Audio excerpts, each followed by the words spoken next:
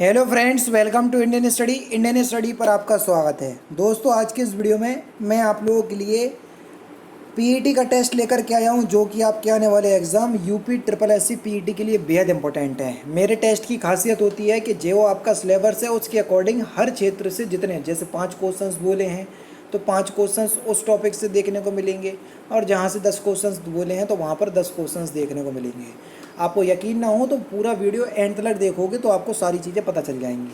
पहले क्वेश्चन की तरफ बढ़ते हैं कि निम्नलिखित में से किस अभिलेख में अशोक के नाम का स्पष्ट उल्लेख मिलता है। तो मौस्की, गुर्जरा, नेट्टूर और ओडेगोलम, इन सभी अभिलेखों में अशोक के नाम का स्पष्ट उल्लेख मिलता है। जबकि एक और है रुद्र दमन के जूनागढ़ अभिलेख, उसमें भी अशोक के नाम का जो है वो उल्लेख देखने को मिलता है। 1178 में किस शासक ने मोहम्मद गौरी को पराजित किया था। तो सही आंसर हो जाएगा आपका भीम द्वितीय। इनको मूलराज के भी नाम से जाना जाता था। ठीक है, दूसरा ऑप्शन बिल्कुल करेक्ट हो जाएगा। बेसिन की संधि, जो कि 1802 के द्वारा निम्नलिखित में से किसने अंग्रेजों की संरक्षण तो स्वीकार की। तो सही आंसर हो जाएगा बाजीराव द्वितीय ने। दूसरा ऑप्शन यहाँ पर आपका बिल्कुल करेक्ट हो जाएगा। प्रशासनिक सुधार पर विचार के लिए साइमन कमीशन भारत कब आया। सिंपल सा क्वेश्चन से आसानी से बता सकते हैं। सही आंसर हो जाएगा आपका 1928 में। दूसरा ऑप्शन करेक्ट। मनसबदारी प्रणाली निम्नलिखित में से किसने प्रारंभ की थी। तो सही आंसर हो जाएगा आपका अकबर ने। दूसरा ऑप्शन करेक्ट। मनसबदारी प्रणाली होती क्या थी। तो देखो, मनसबदारी प्रणाली में आपको बताऊं, मनसबदारी जो है वो सेना को संगठित करने की एक ऐसी व्यवस्था होती है जिसमें प्रत्येक मनसबदार अपनी अपनी श्रेणी और मनसब यानी कि पद के अनुसार घुड़सवार सैनिक रखता था। उसे मनसबदारी प्रणाली कहते थे। भारत छोड़ो आंदोलन के समय उत्तर प्रदेश के किस जिले में समानांतर सरकार या समांतर सरकार की स्थापना हुई। भारत छोड़ो आंदोलन 1942, तो किस जिले में समांतर सरकार की स्थापना हुई थी। बलिया में। दूसरा ऑप्शन करेक्ट। 1917 में चंपारण सत्याग्रह किस राज्य में प्रारंभ हुआ। चंपारण आप सभी लोग जानते हैं, बिहार का एक जिला है। तीसरा ऑप्शन करेक्ट। महात्मा गांधी ने स्टार्ट किया था, उनका ये पहला सत्याग्रह था। और किसके विरुद्ध किया था, आप सभी लोग जानते हैं थे, ये तिनकटिया पद्धति होती थी अंग्रेजों की। इसमें क्या होता था कि खेत के 3 कट्ठे यानी कि 3/20 भाग पर अवश्य रूप से नील की खेती करना जो है वो अनिवार्य होता था। तीसरा ऑप्शन करेक्ट। अंग्रेजों से आज़ादी के लिए लड़ रहे भारतीयों द्वारा उठाई गई शपथ की वे सिर्फ भारतीय निर्मित सामानों विशेष रूप से कपड़े का उपयोग करेंगे, किस आंदोलन में कहा गया था। तो ये स्वदेशी आंदोलन में किया गया था। और स्वदेशी आंदोलन बंगाल विभाजन जो कि 1905 में हुआ था उसी के समय स्टार्ट हुआ था। ठीक है। व्यक्तिगत सत्याग्रह की शुरुआत कब हुई थी। तो व्यक्तिगत सत्याग्रह की शुरुआत तो यही 1940 में हुई थी। तीसरा ऑप्शन बिल्कुल करेक्ट हो जाएगा। निम्नलिखित में से एक अखिल इस्लामी आंदोलन तहरीक ए रेशमी रुमाल किस आंदोलन से शुरू हुआ था। तो ये देवबंद आंदोलन से शुरू हुआ था, और देवबंद आंदोलन 1866 से 67 के मध्य स्टार्ट हुआ था। दूसरा ऑप्शन बिल्कुल करेक्ट हो जाएगा। गैस पृथ्वी से fill in the blanks, gas पृथ्वी से दीर्घ तरंग यानी कि अवरक्त विकिरण अवशोषित करती है और पुनः पृथ्वी की ओर उत्सर्जित होती है। कौन सी गैस। Green house gas. दूसरा ऑप्शन करेक्ट। निम्नलिखित में से कौन सी या विश्व की दूसरी सर्वाधिक लवणीय झील कौन सी है। तो सही आंसर हो जाएगा आपका मृत सागर। दूसरा ऑप्शन करेक्ट। अब आप बोलोगे सर पहली कौन सी है। पहली तुर्की की वॉन झील है। ठीक है, तो दूसरा ऑप्शन करेक्ट।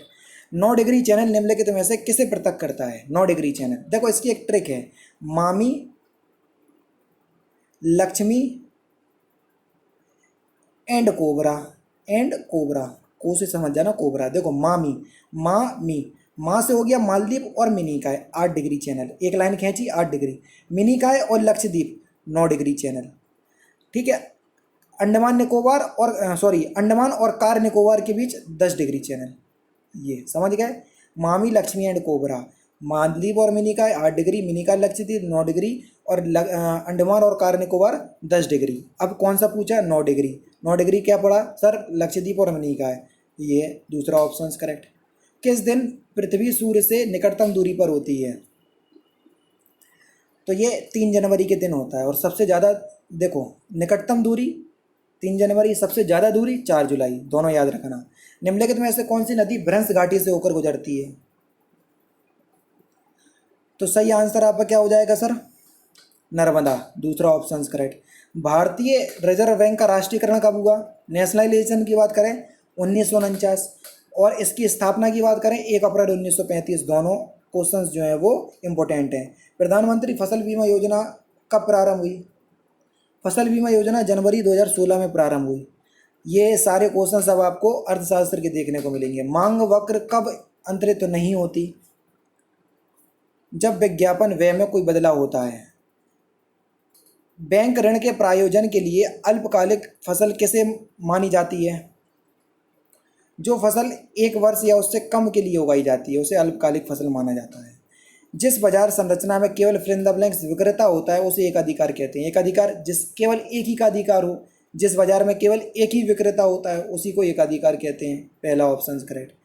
कार्यवाही संचालन हेतु लोकसभा का कोरम कुल सदस्य का कितना होना चाहिए? लोकसभा या किसी भी संवैधानिक सदन का जो गणपूर्ति कोरम होता है वो 1/10 होता है कुल सदस्य संख्या का। समझ रहे? यानी कि उस सदन में जितने भी सदस्य संख्या हैं उसका 1/10 अगर सदस्य उपस्थित नहीं होंगे तो उस सदन की बैठक को मान्य नहीं माना जाएगा। ठीक है, दूसरा ऑप्शन करेक्ट। किस संविधान संशोधन के द्वारा मतदान की आयु 21 वर्ष से घटाकर 18 वर्ष कर दी गई? सिंपल सा क्वेश्चन से आप सभी लोग जानते हैं। 61वां संविधान संशोधन था 1989 में हुआ था। ठीक है। भारतीय संविधान में न्यायिक पुनरावलोकन का प्रावधान किस संविधान से लिया गया है? न्यायिक पुनरावलोकन आप सभी लोग जानते हैं संयुक्त राज्य अमेरिका से लिया गया है। ठीक है, पहला ऑप्शन करेक्ट। कोई व्यक्ति भारत के राष्ट्रपति पद पर कितनी बार चुना जा सकता है? तो कितनी ही बार चुना जा सकता है, इसकी कोई सीमा नहीं है। यदि राष्ट्रपति त्यागपत्र देना चाहे तो किसको देगा? राष्ट्रपति अपना त्यागपत्र उपराष्ट्रपति को देगा और उपराष्ट्रपति अपना त्यागपत्र राष्ट्रपति को देगा। तो फिलहाल तीसरा ऑप्शन करेक्ट हो जाएगा। अब देखो समान विज्ञान के क्वेश्चंस देखने को मिलेंगे। बहुकोषीय जीव फिल इन द ब्लैंक्स के द्वारा वृद्धि करते हैं, किसके द्वारा? तो सही आंसर हो जाएगा कोशिका विभाजन के द्वारा, दूसरा ऑप्शन करेक्ट। कॉफी पौधे के किस भाग से प्राप्त होती है? कॉफी। तो सही आंसर हो जाएगा आपका बीज से। और कॉफ़ी का उत्पादक सबसे ज़्यादा राज्य कर्नाटक है और वर्ल्ड में ब्राज़ील है, ध्यान रखना। एक एथलीट को निम्नलिखित में से जल्दी ऊर्जा या अधिक ऊर्जा देने के लिए कौन सबसे अच्छा उत्तरदायी है? कार्बोहाइड्रेट, तीसरा ऑप्शन करेक्ट। मानव शरीर में यूरिया का संश्लेषण कहाँ होता है? यूरिया। तो सही आंसर हो जाएगा आपका मानव शरीर में यूरिया का संश्लेषण होता है यकृत में, दूसरा option correct. Oral rehydration therapy किस रोग हेतु लाभदायक है? कॉलरा यानी कि हैजा, चौथा ऑप्शन करेक्ट। पराग प्लस मुख किसका अनुच्छेद है, किसका संधि विच्छेद है? तो सही आंसर आपका क्या हो जाएगा सर? प्राणमुख, तीसरा ऑप्शन करेक्ट। निम्नलिखित में से पुल्लिंग शब्द कौन सा है? दया दिखाई जाती है या की जाती है, प्रार्थना भी की जाती है, वायु चलती है, नेत्र से देखा जाता है। तो जाता क्रिया आ रही पुल्लिंग का बोध कराएगी। ठीक ठीक न्याय हो जाना, मतलब दूध का दूध पानी का पानी, तीसरा ऑप्शन करेक्ट। किरसाणु का संधि विच्छेद कौन सा नहीं है? किरसाणु। अतुल, पावक धूमकेतु वायु सखा, किरसाणु खुद एक आग का पर्यायवाची है, अतुल नहीं होगा, चौथा ऑप्शन करेक्ट। ठीक है, नेक्स्ट क्वेश्चन की तरफ चलते हैं। प्रेम सागर किसकी रचना है? सिंपल सा क्वेश्चन, लल्लू लाल जी की रचना है, तीसरा ऑप्शन करेक्ट। राष्ट्रीय पोषण अभियान के लिए भारत ने विश्व बैंक के साथ कितने ऋण के लिए समझौता किया? ये करंट जनरल अवेयरनेस के क्वेश्चन आ गए। $200 मिलियन। मुंबई क्रिकेट संघ ने घरेलू सत्र 2021 से 22 के लिए मुंबई टीम के मुख्य कोच के रूप में किसे नियुक्त किया? अमोल मजूमदार, पहला ऑप्शन करेक्ट। राष्ट्रीय मानवाधिकार आयोग के नए अध्यक्ष के रूप में सुप्रीम कोर्ट के किस रिटायर्ड जज ने पदभार संभाला है? तो सही आंसर हो जाएगा अरुण कुमार मिश्रा, चौथा ऑप्शन करेक्ट। किस राज्य ने अंकुर नामक योजना का शुभारंभ किया जिसने या जिसके अंतर्गत नागरिकों को मानसून के दौरान पेड़ लगाने के लिए सम्मानित किया जाएगा? मध्य प्रदेश, दूसरा ऑप्शन करेक्ट। बिहार के मुख्यमंत्री नीतीश कुमार ने इंजीनियरिंग और मेडिकल कॉलेज में लड़कियों के लिए कितने प्रतिशत आरक्षण की घोषणा की? तो सही आंसर हो जाएगा 33%, तीसरा ऑप्शन बिल्कुल करेक्ट। गणगौर किस राज्य का लोक नृत्य है? तो ये राजस्थान का है। आदम का पुल या एडम्स ब्रिज स्थित है? तो सही आंसर हो जाएगा आपका भारत और श्रीलंका के बीच, तीसरा ऑप्शन करेक्ट। काजीरंगा वन्य जीव अभ्यारण्य किसके लिए प्रसिद्ध है? काजीरंगा एक सिंग वाले गैंडे के लिए, तीसरा ऑप्शन करेक्ट। कोरोना विषाणु है, कोरोना एक रज्जुकी आरएनए विषाणु, दूसरा ऑप्शन करेक्ट। नई मुद्रा यानी करेंसी 2000 नोट के पीछे पीछे के पृष्ठ पर कौन सा चित्र अंकित है? तो सही आंसर आपका क्या हो जाएगा सर? मंगलयान। सिंपल सा क्वेश्चन से आपको ही पता होना चाहिए सर, ठीक है। तो दूसरा ऑप्शन यहाँ पर आपका बिल्कुल क्या हो जाएगा सर? करेक्ट हो जाएगा, ठीक है। मंगलयान जो है वो उसके पीछे बना हुआ है।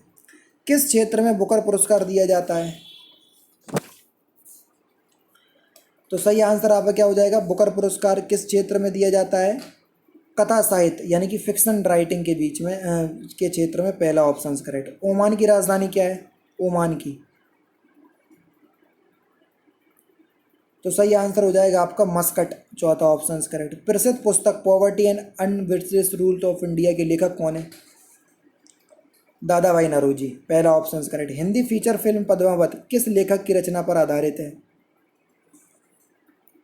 मलिक मोहम्मद जायसी, तीसरा ऑप्शन करेक्ट। और last question, fill in the blanks को भारत में हरित क्रांति का जनक माना जाता है, किसको? तो इस क्वेश्चन का आंसर आप मुझे कमेंट बॉक्स में बताएंगे। तो दोस्तों ये थे आपके लगभग 60 क्वेश्चन, ठीक है। 25 क्वेश्चंस मैथ के हटा दिए, 5 क्वेश्चंस मैंने रीजनिंग के हटा दिए, 5 क्वेश्चंस मैंने आपको किसके हटा दिए, जल्दी बताओ। 5 क्वेश्चंस इंग्लिश के हटा दिए, है ना, और 5 क्वेश्चंस गद्यांश के हट गए। तो लगभग 60 क्वेश्चंस के आसपास मैंने आपको करवाए हैं, जो कि आपके आने वाले एग्जाम यूपीएससी पीईटी के लिए इंपॉर्टेंट है। आप चाहते हैं कि इसी तरीके से टेस्ट डेली बेसिस पे मैं देता रहूं, तो वीडियो को प्यार ज़्यादा दीजिए, यानी कि शेयर और लाइक कर दीजिए। तो मिलते हैं नेक्स्ट क्लास में, नेक्स्ट सेशन में। जय हिंद, जय भारत।